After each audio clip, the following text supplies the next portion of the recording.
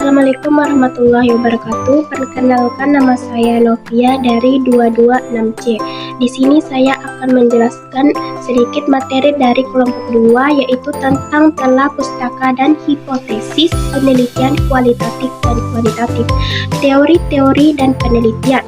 Menurut Friend and Kringer menjelaskan tentang pengertian teori itu adalah seperangkat konsep, batasan, dan proposi yang menyajikan pandangan sistematis tentang fenomena yang merinci hubungan-hubungan antara variabel dengan tujuan untuk menjelaskan dan memprediksi gejala itu. Hubungan antara teori dan penelitian. Teori dan penelitian memiliki hubungan yang sangat erat dan saling bergantung satu sama lain. Yang pertama, teori sebagai landasan penelitian. Yang kedua, teori sebagai penelitian untuk menguji dan memperbarui teori. Ketiga, teori untuk mengarahkan penelitian. Jenis-jenis teori.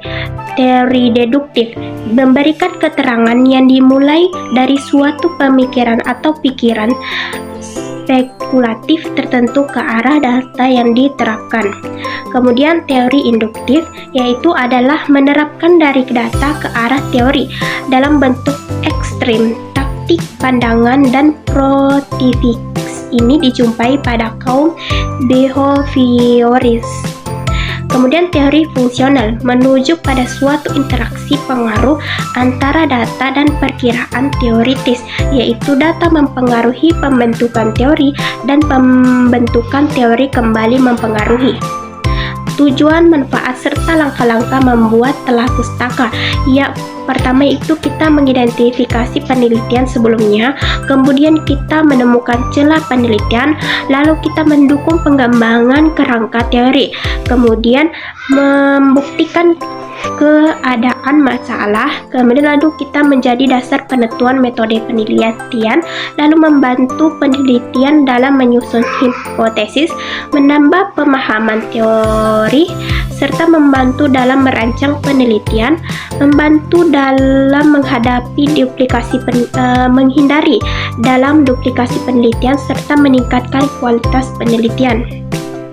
Adapun langkah-langkah membuat telah pustaka, yang pertama, menetapkan topik atau masalah penelitian. Kedua, mengumpulkan sumber pustaka. Tiga, menganalisis penyayang dan sumber pustaka. Ketiga, menyimpulkan hasil telah pustaka. Keempat, mengkaji temuan-temuan penelitian terdahulu. Kelima, menyusun tinjauan pustaka secara sistematis. Adapun proposi dan hipotesis. Hipotesis menurut Yunus 2010 secara harfiah, hipotesis artinya ialah suatu kebenaran yang masih diragukan, yang bersifat meragukan kebenarannya. Dapat dibedakan menjadi dua, yaitu kebenaran bersifat teoritik dan kebenaran bersifat aktual. Misalnya, pernyataan pekerja yang lebih rajin akan memperoleh pendapat yang lebih besar daripada yang malas, merupakan sebuah hipotesis. Secara teoritik, hal tersebut benar bahwa orang yang lebih rajin bekerja akan memperoleh pendapatan yang lebih tinggi daripada mereka yang malas. Tapi pernyataan tersebut masih perlu diuji yang hasilnya bisa berbukti atau benar hasilnya. Proposi. Menurut Signiribun dan Evern 1995, dua tipe proposisi, yaitu pertama aksinoma, yaitu proposisi yang kebenarannya tidak dapat dipertanyakan lagi oleh peneliti sehingga tidak perlu diuji dalam penelitian. Misalnya, perilaku manusia selalu terkait dengan norma sosial. Kemudian teorem posisi yang dibedakan dari aksonima. Sebagai contoh, perilaku seseorang dipengaruhi oleh niatnya untuk melakukan perilaku tersebut. Suatu pernyataan yang menghubungkan antara dua variabel atau lebih secara operasional yang siap diuji secara empiris. Dari konsep di atas dapat disimpulkan bahwa hubungan antara proposisi dan hipotesis. Proposisi baik baik aksioma, postual atau teorem, memberikan dasar teori hubungan logis yang dapat digunakan merumuskan hipotesis dalam penelitian. Hipotesis seringkali didasarkan oleh proposisi, terutama teorem, yang bisa diuji dalam konteks empiris, namun hipotesis sifatnya lebih meragukan dan harus dibuktikan, dibantah melalui data dan penelitian. Jenis-jenis manfaat hipotesis. Hipotesis deskriptif, yaitu berfokus pada hubungan atau ciri-ciri suatu fenomena yang dijelaskan atau digambarkan tanpa menyatakan hubungan sebab akibat antara variabel. Hipotesis ini lebih bertujuan untuk menggambarkan fenomena atau situasi yang ada. Kemudian hipotesis asosiatif, menyatakan hubungan antara dua atau lebih variabel tanpa menyimpulkan hubungan sebab akibat secara langsung. Jenis hipotesis ini menunjukkan bagaimana variabel-variabel tentang saling berkaitan. Kemudian hipotesis 0 HO dan alternatif H1.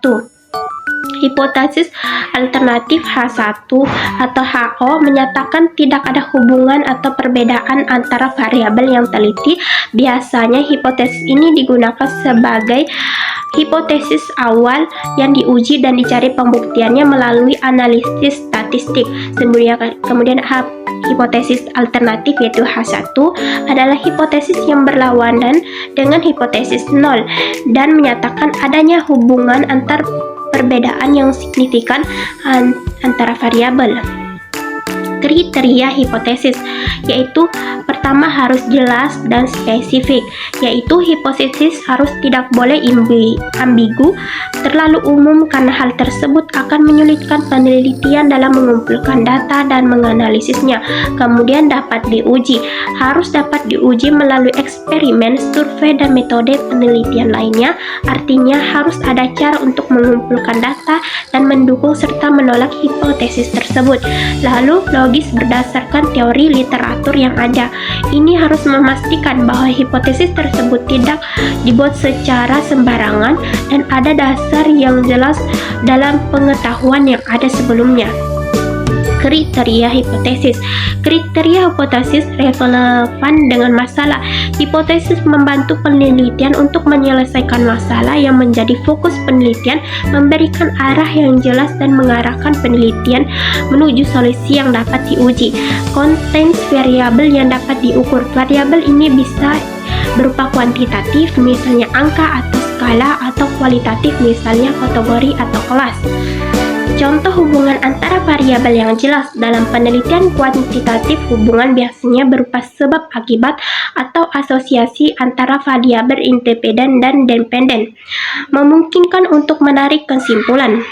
Hipotesis harus dapat diterima, ditolak berdasarkan penelitian, sehingga peneliti dapat menyimpulkan apakah hipotesis tersebut didukung oleh data atau tidak. Langkah-langkah pengujian hipotesis. Yang pertama, menentukan formulasi hipotesis, yaitu hipotesis 0 HI atau HO, hipotesis alternatif tandingan H1 atau HA. Kedua, menentukan tingkat signifikasi A. Ketiga, menentukan jenis uji statistik yang tepat. Keempat, mengumpulkan data. Kelima, membuat keputusan berdasarkan nilai atau value. Keenam, membuat kesimpulan. Dasar pengembangan hipotesis.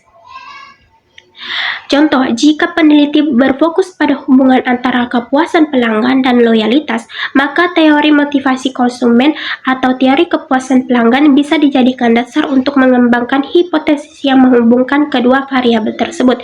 Menentukan variabel penelitian. Dalam penelitian tentang kepuasan pelanggan, variabel independen bisa berupa kualitas produk, sedangkan variabel dependen berupa tingkat kepuasan produk. Mengidentifikasi masalah penelitian. Contoh, masalah penelitian berupa apakah kualitas produk mempengaruhi kepuasan pelanggan. Masalah ini dapat diterjemahkan menjadi hipotesis yang berhubungan variabel dan kualitas produk dan kepuasan pelanggan. Menentukan hubungan antara variabel. Contoh, dalam hubungan sebab akibat, hipotesis bisa berbunyi peningkatan kualitas produk akan meningkatkan kepuasan pelanggan.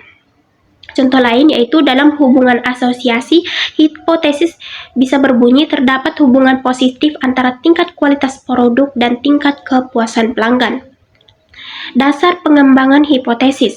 Berdasarkan penelitian terdahulu, jika penelitian sebelumnya menunjukkan bahwa kualitas produk berpengaruh terhadap kepuasan pelanggan, peneliti dapat mengembangkan hipotesis yang lebih spesifik berdasarkan temuan tersebut, menguji kemungkinan dampak praktis. Contoh, jika penelitian bertujuan untuk meningkatkan kepuasan pelanggan di sebuah perusahaan, hipotesis dikembangkan harus mengarah pada pengaruh yang dapat diuji seperti meningkatkan kualitas produk dapat meningkatkan kepuasan pelanggan, yang pada gilirannya akan meningkatkan loyalitas pelanggan.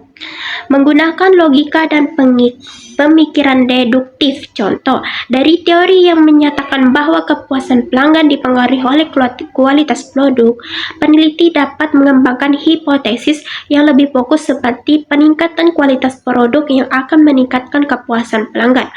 Menjaga terukuran dan kejelasan hipotesis. Contoh, jika hipotesisnya menyatakan peningkatan kualitas produk meningkatkan kepuasan pelanggan, maka variabel kualitas produk dan kepuasan pelanggan harus dapat diukur dengan instrumen yang tepat seperti kuesioner atau skala pengukuran lainnya.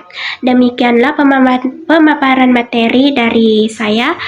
Wabillahi taufiq wal hidayah. Wassalamualaikum warahmatullahi wabarakatuh.